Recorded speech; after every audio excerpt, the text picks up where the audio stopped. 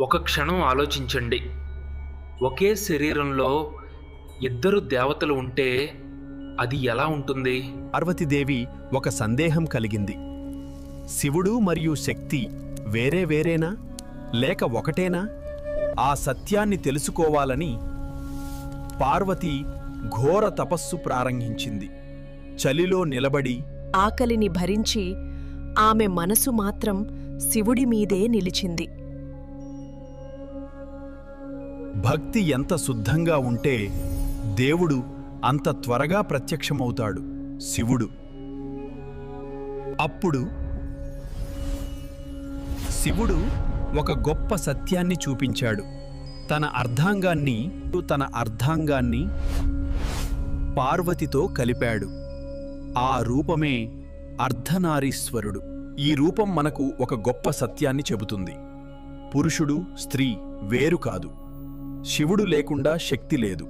There is no Shiva without శక్తి.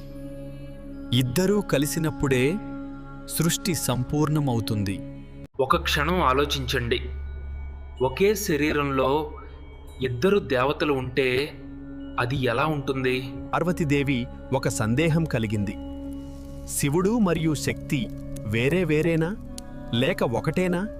ఆ సత్యాన్ని తెలుసుకోవాలని పార్వతి ఘోర తపస్సు ప్రారంభించింది. చలిలో నిలబడి ఆకలిని భరించి ఆమె మనసు మాత్రం శివుడి మీదే నిలిచింది. భక్తి ఎంత శుద్ధంగా ఉంటే దేవుడు అంత త్వరగా ప్రత్యక్షమవుతాడు.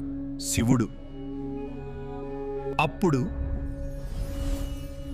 శివుడు ఒక గొప్ప సత్యాన్ని చూపించాడు. తన అర్ధాంగాన్ని పార్వతితో కలిపాడు. ఆ రూపమే అర్ధనారీశ్వరుడు.